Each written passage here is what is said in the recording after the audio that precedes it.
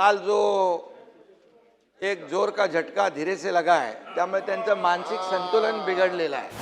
आता काय झालंय, त्यांच्याकडे मुद्दे नाही आहे, ते डेस्परेट झालेले आहेत, फ्रस्ट्रेट झालेले आहेत आणि आता त्यांचं मानसिक संतुलन बिघडलेलं आहे। कोण होता असं तू, काय झाला असं तू, अरे वेड्या असा वाया गेला असं तू, नुसतं स्टंटगिरी करून येऊन इथे काहीतरी बडबड करून जायचं आणि सभागृहाचा वेळ वाया घालवायचा।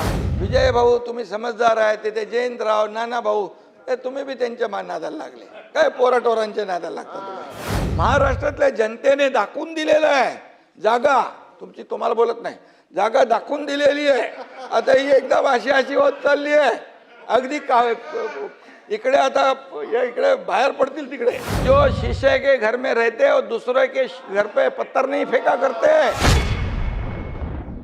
नाही काढायला पाहिजे। 19 आणि 20 ला झालं नव्हतं, चुकीची माहिती येऊ नये। अध्यक्ष महोदय, राज्यमंत्री असताना राज्यमंत्री उत्तर देऊ शकतो, मंत्र्यांना उत्तर देता येत नसेल तर त्यांनी तसं सांगावं। अरे ते तुमचे हे कुठे गेले, मित्र कुठे गेले, हे बाकी लोक कुठे गेले, घरी गेले का? अध्यक्ष महोदय, मगाशी मी सभागृहात नव्हतो मी मगाशी ते चर्चा चालू होती ती, मंत्र्यांनी मला सांगितलं आणि तुम्ही तसे निर्देश देखील दिलेले आहेत। मला एवढंच सांगायचं आहे की सभागृहाचं कामकाज जे आहे तुमच्या अध्यक्षतेखाली चालतं। आज मी त्यांना सांगू इच्छितो की काल जो एक जोर का झटका धीरे से लगा है, त्यामुळे त्यांचं मानसिक संतुलन बिघडलेलं आहे। आणि दुसरी गोष्ट, मानसिक संतुलन बिघडलंय आणि त्यामुळे आता आणखी झटके लागणार आहेत। अध्यक्ष महोदय, तुम्ही सभागृहाचं कामकाज नियमानुसार चालवता आणि आजपर्यंत तुम्ही दिलेले निर्देश आणि तुमच्या अध्यक्षतेखाली या सगळ्या विरोधी पक्षाला देखील त्यांचे मांडण्यासाठी, प्रश्न मांडण्यासाठी जो काही वेळ देता तो आतापर्यंत कधी विजय भाऊ दिला होता का?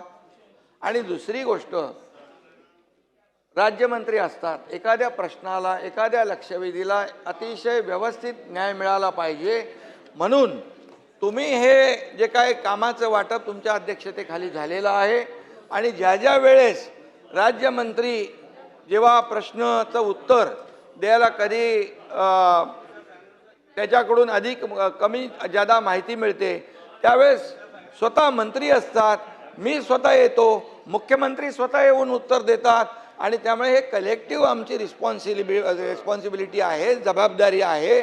त्यामुळे काय आहे, आता काय झालंय, त्यांच्याकडे मुद्दे नाही आहे, ते डेस्परेट झालेले आहेत, फ्रस्ट्रेट झालेले आहेत आणि आता त्यांचं मानसिक संतुलन बिघडलेलं आहे।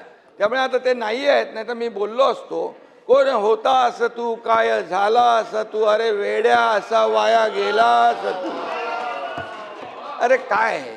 त्यामुळे अध्यक्ष महोदय, त्यांना जे जे काही प्रश्नांचे उत्तर पाहिजे त्यासाठी सभागृहात थांबले पाहिजेत आणि म्हणून प्रत्येक प्रश्नाचं उत्तर द्यायला सरकार समर्थ आहे, बिलकुल आम्ही समर्थ आहोत।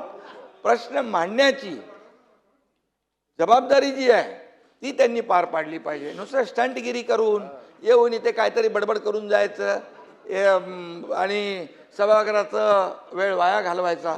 आणि म्हणून मी आपल्याला सांगतो, विजय भाऊ तुम्ही समजदार आहे, ते जयंतराव नाना भाऊ तुम्ही बी त्यांच्या नादाला लागले, काय पोराटोरांच्या नादाला लागता तुम्ही, असं काय। त्यामुळे अध्यक्ष महोदय, पूर्णपणे या ठिकाणी सभागृहामध्ये विरोधी पक्ष जे जे काही या शेतकऱ्यांचे प्रश्न मांडा, या महाराष्ट्रातल्या जनतेचे प्रश्न मांडा, जिथे शेतकऱ्यांच्या अडचणी आहेत ते प्रश्न मांडा, त्याला उत्तर द्यायला आम्ही लोक खंबीर आहोत, सरकार खंबीर आहे। प्रत्येक याला पैसे शेतकऱ्यांना आतापर्यंत, नाना भाऊ आतापर्यंतच्या इतिहासामध्ये, मी 2.5 वर्ष मुख्यमंत्री होतो, आता देवेंद्रजी काम करता, आतापर्यंतच्या इतिहासात 45,000 कोटी रुपये शेतकऱ्यांना देण्याचं काम केलंय। 15,000 रुपये नुकसान भरपाई, त्यानंतर तुम्हाला सांगतो, पहिलं तुमच्या काळामध्ये NDRFच्या निकषाने पैसे देत होते, आम्ही NDRFच्या दुप्पट केलं, 2 हेक्टरचं 3 हेक्टर केलं, सततच्या पावसाचं नुकसान मिळत नव्हतं ते दिलं. अरे बाबा, गोगलगाईनी केलेलं नुकसान पण मिळत नव्हतं तेही चालू केलं आम्ही. 6,000 रुपये प्रधानमंत्री मोदीजी देतात, 6,000 आपण चालू केले महायुती सरकारने. हे लक्षात ठेवा ना तुम्ही. आणि त्यामुळे काही पैसे नाही दिले, काहीतरी शेतकऱ्यांवर अन्याय केला, हे खोटं नाटक चालणार नाही. महाराष्ट्रातल्या जनतेने दाखवून दिलेलं आहे जागा. तुमची तुम्हाला बोलत नाही, जागा दाखवून दिलेली आहे. आता ही एकदम अशी होत चालली आहे. अगदी इकडे आता इकडे बाहेर पडतील तिकडे. आणि त्यामुळे मी आपल्याला सांगतो, अध्यक्ष महोदयांचा निर्णय अंतिम असतो. अध्यक्ष महोदयांचा निर्णय चुकीचा, अरे तुम्हाला काय बोलायचा अधिकार आहे? अध्यक्ष महोदय म्हणजे नियमाने हे सभागृह चालतं. हे सभागृह सार्वभौम आहे, याचं पावित्र्य राखणं आपलं काम आहे. त्यामुळे आम्ही सगळे काय सर्व 19 ते 22 काय होतं तुम्ही लक्षात, तुम्ही होते ना जयंतराव? 19 ते 22 काय परिस्थिती होती? उत्तर द्यायला कोण सांगायचं? अरे बाबा, सभागृहात तरी बसायची का लोक? सभागृहात तरी बसायचे का?